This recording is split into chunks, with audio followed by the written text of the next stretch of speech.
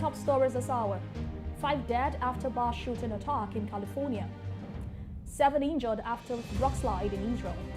Plus, 7 injured after missile strike in Dnipro.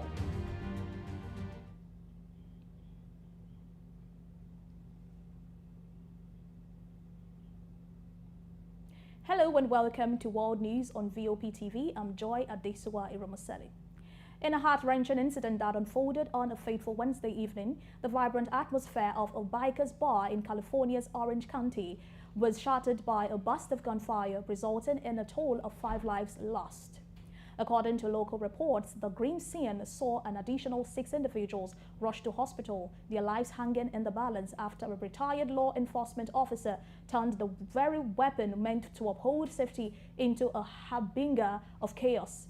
Sources indicate that the bar, known as Cook's Corner, became an unexpected battleground as the shooters opened fire on unsuspecting patrons, forever altering the lives of those present.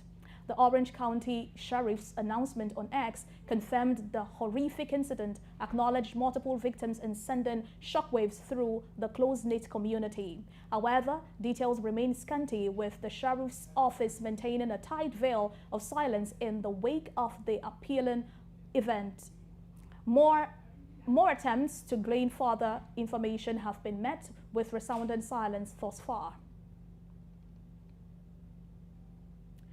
An avalanche of rocks tumbled down a hillside in Israel near the Dead Sea, injuring at least 7 people, including children. Israel's rescue service disclosed that the victims ranged from 4 to 40 years old, including a 5-year-old boy in a critical condition. A 4-year-old girl was in moderate condition, and others were less seriously injured after layers of mud and rocks slammed into the hiking trail. It was not immediately clear what caused the rockslide, which typically occurred when torrential rains or earthquakes create fissures in rocky hillsides. The Israel-based Volunteer Emergency Medical Service United has last stated that numerous others were still trapped under the rubble and rescue teams were trying to reach them. Military helicopters were flown in for the evacuation. The rockslide took place in the En-Gedi Nature Reserve on the western shore of the Dead Sea, a popular tourist site in the country. A Russian missile attack has wounded at least 7 people early on Thursday in the southeastern Ukraine city of Dnipro. Serhiy Lysak, the regional governor, stated on Telegram that 6 of the injured were hospitalized. Lysak disclosed that Ukrainian air defenses shot down 1 Russian missile, but that strikes from others destroyed the transport facility and damaged a dozen other buildings, including a bank, a hotel, and 2 residential buildings. The Russian Defense Ministry said its air defenses shot down 3 Ukrainian drones over Russian territories. The ministry stated that 2 of the drones were shot down in the Bryansk region, which borders Ukraine. The 3rd drone was destroyed in the Kaluga region, located southwest of Moscow. Ukraine has conducted daily drone attacks targeting Russian territories during the past week, with Russia reporting it shot down the aircraft or brought them down by way of electronic jamming. In some cases, fallen debris have caused damage on the ground, including crashing into a building in Moscow. Russia has used Iranian-made drones through much of its invasion of Ukraine, while also using missiles in aerial attack on Ukrainian cities. Meanwhile, Russian mercenary chief Yevgeny Prigozhin and top officers of his private Wagner military company are presumed dead in a plane crash that was widely seen as an assassination 2 months after they staged a mutiny that dented Russian President Vladimir Putin's authority. Russian Civil Aviation Agency disclosed that Prigozhin and 6 top lieutenants were on a business jet that crashed on Wednesday, soon after taking off from Moscow, with a crew of 3. Rescuers quickly found all 10 bodies, and Russian media cited sources in Prigozhin's Wagner company who confirmed his death. U.S. and other Western officials long expected Putin to go after Prigozhin, despite promising to drop charges in a deal that ended in June 23 to 24 mutiny. India's space agency has announced that the rover of India's Chandrayaan-3 moon mission exited its lander and traveled across the lunar dust for the first time. India on Wednesday made history after its moon mission touched down in a soft landing, becoming the first country to have landed on the lunar south pole. The agency said it would soon release more updates regarding the mission. Soon after the successful landing, the agency stated that a communication link had been established between it and the lander. It also released the images taken by the spacecraft's camera during the descent and after the landing.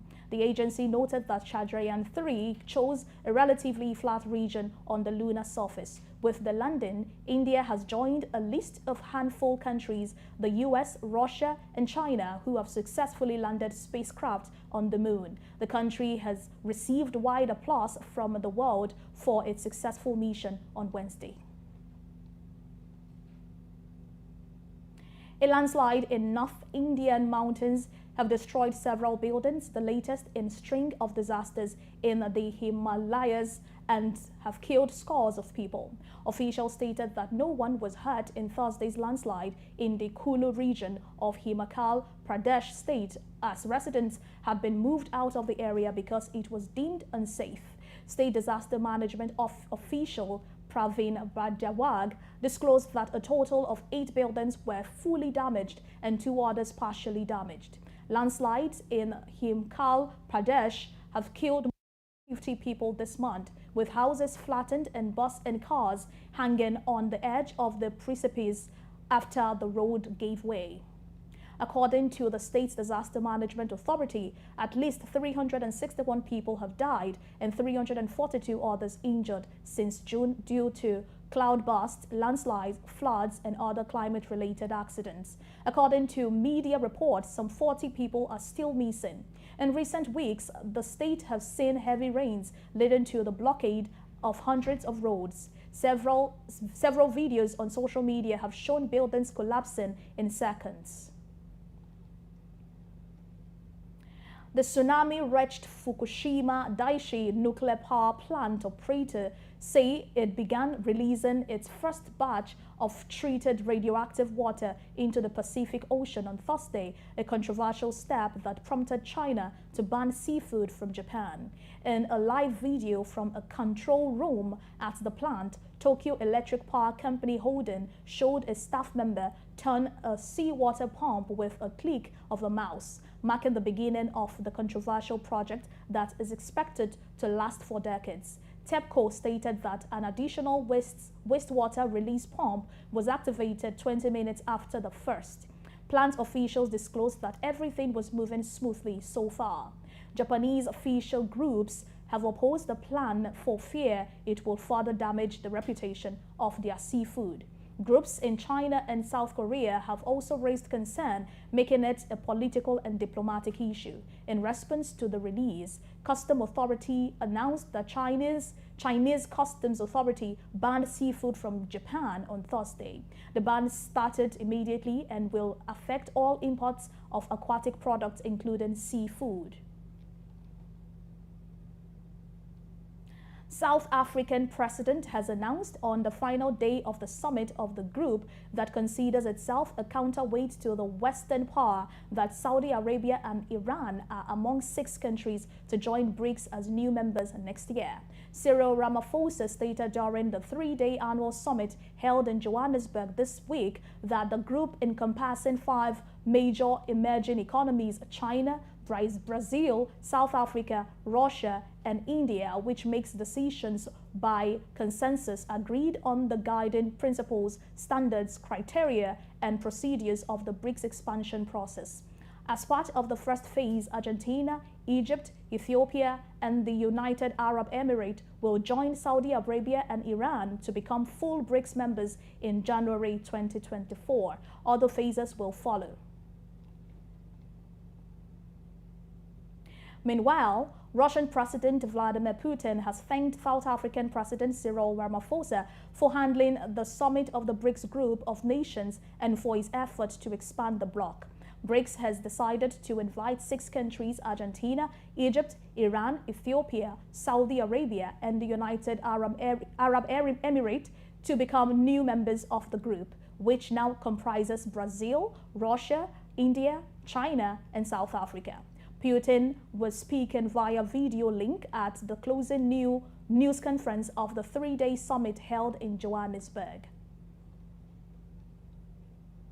Still, Chinese President Xi Jinping has stated that the BRICS expansion is historic and a new starting point for BRICS cooperation. Xi made the remarks at a press conference during the 15th BRICS summit after South African President Cyril Ramaphosa announced that 6 countries, Argentina, Egypt, Ethiopia, Iran, Saudi Arabia, and the United Arab Emirates were invited to become new BRICS members. And that's it on World News on VOP TV. We would like for you to subscribe and engage with us on YouTube. It is Voice of the People TV, and on other social media channels at VOP TV Live. I'm Joy Adesuwa Iramusele. Many thanks for watching.